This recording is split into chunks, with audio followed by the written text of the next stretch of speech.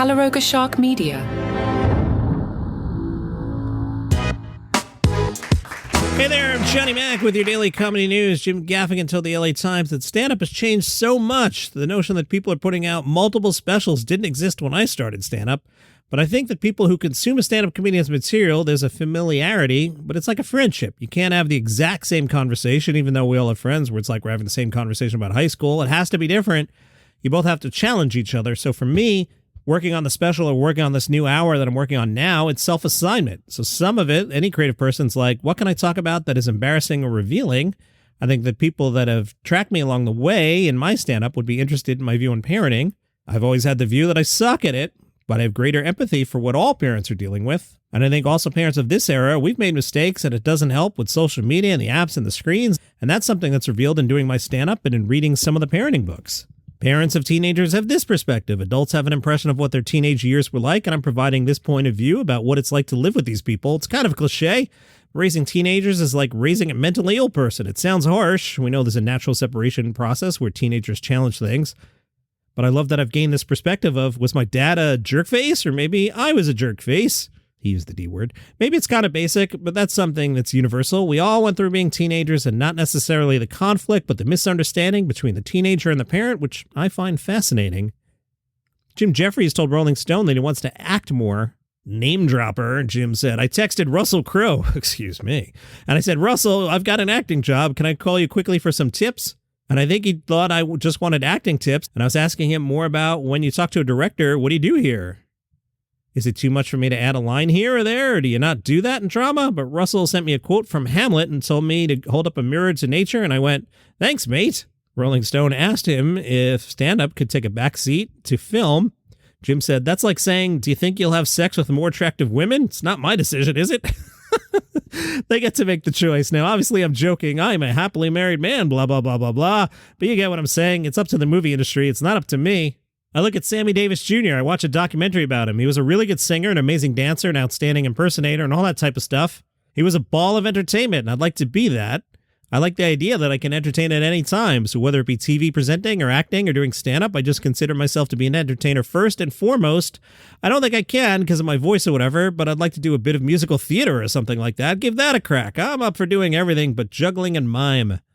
Anthony Jeselnik spoke to Crack.com about his influences, Stephen Wright, Rodney Dangerfield, and Mitch Hedberg. They were curious where he discovered those guys. Anthony said, it must have been late night TV as a kid, waiting for those last 5 minutes of Carson to see who would show up. I remember watching a lot of End of Carson's waiting for Letterman to come on. They would usually have a comic at the end. I'm sure I saw Stephen Wright's HBO special at some point, but I must have been introduced through late night sets. Hedberg, I didn't find out about until I'd been doing comedy for about a year, but Stephen Wright was the first, and then Dangerfield was like, oh, I'm into this guy too. But Stephen Wright to me was huge. Did Jeselnik try and mimic Wright's cadence? He said, no, surprisingly not. You could say Christopher Walken for sure has had an impact on how I speak, even though my dad gets the same comparison. But Stephen Wright was almost too much of a departure from my character. Maybe there would have been a couple years in college when I was smoking too much pot that I could have had a Hedberg kind of personality, but I never had that burnout thing either. It was just more of, how did they think of that crazy twist? Never really entered into my persona with my friends in the beginning. Has the Anthony Jeselnik character evolved over time? And he said, I think of the character as an aging punk rocker at this point. In the beginning, it was like, there are no lines, F everybody, offend everybody, let's go. And I'm glad I did that in my 20s, and that helped me out a lot. My idols who have softened as they get older, I find that to be interesting, and as the world changes, you find yourself going from the villain to the hero. My past is my past, and I'll never apologize for it or try to whitewash it, but I think I've gained a lot of wisdom, a lot of knowledge, and life experience. I like that I've softened, and that the act isn't as hardcore as it used to be. I think that's good, and I think that's more interesting. I don't think of the character evolving, but as I write, I'm reacting to what's popular around me. If the biggest comics in the world started getting real family-friendly, maybe I would go darker and would go harder. There's plenty of comics now that are just as dark and hardcore as I used to be. This next part's interesting. Listen to this. I think they lack my writing talent. Now I just see a lot of cult of personality. I think having a popular podcast is more important than having a good act. That's how it dies with the podcasting. You don't really have to do anything other than have a popular podcast to sell tickets, and you'll have a great show because the audience loves it and you're never really testing anything out. That's why you see all these podcasts put out a special. They're immediately savaged by critics and forgotten about to the point that people don't even want to write about it because there's no point in writing a negative review of something that's just friends hanging out, which is what comedy's becoming. He's both not wrong and somewhat wrong. I mean, I get what he's saying about things having less artistic reaching.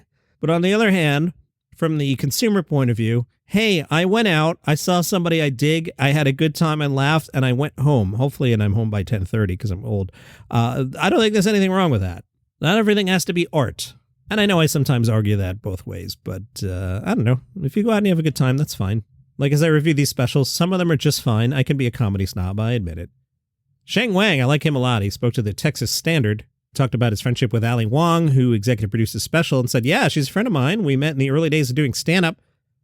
We were both in the open mic scene in San Francisco in the early 2000s, and we've been friends ever since. I mean, we got closer later on. We both moved to New York together around the same time. She moved to LA to be a writer, and I followed her out there. And so I've been sort of following her footsteps and just kind of following her playbook in a way, so to speak.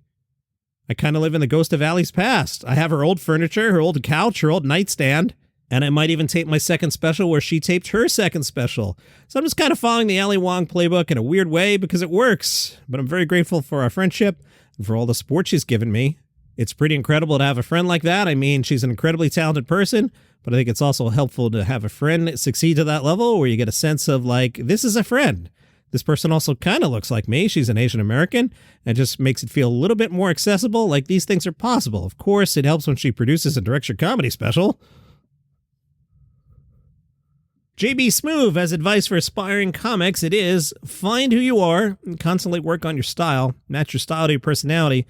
Say things that only you would say and talk about what you know about. Don't be stuck in one place. It's great to have material, but you don't want to be a robot. You want to be able to connect with people. If you can walk on stage and grab that microphone, you're 50% there already. 50% of what it takes is to get up there. There's rules, of course. You got to have an intro. You got to have a presence on stage. You got to have a certain amount of laughs per minute. But you don't have to go by those rules. There's something to being offbeat and true to yourself and talking about what you know about, which is absolutely golden because you're taking people on vacation, on a trip through your brain. Kevin Nealon said cancel culture has stifled some comedians. For someone like me, I don't have a problem with it because I never really ventured in that area. I may touch on something where someone's like, hey, man, you can't do that. But some people get away with it still. I don't really have a problem with the woke stuff, although my wife and son won't come to see my shows because they're afraid I'll get canceled and be the last person to get canceled. People won't even cancel my reservation if I don't show up. I think a lot of comedians hopefully will evolve like people do in their profession or whatever it is. They'll find better ways of doing it. I always try to be unique in my voice because that's what matters. That's how you stand apart from other comedians. Now that we have zillions of comedians, it's hard for comedians to become unique or be unique and also have something original to say that isn't about McDonald's or whatever. The Hollywood Reporter spoke to Matt Rife, who said, other comics have told me they miss not only the pace of stand-up, but the level of control. Do you want to be an actor? Rife said, I don't feel like I need control. I'm at a point now where I want to learn something new. I want to get better at something else. I mean, I'm getting so much better, so much faster at stand-up, and I'm learning how to hopefully prepare for a lifetime of this.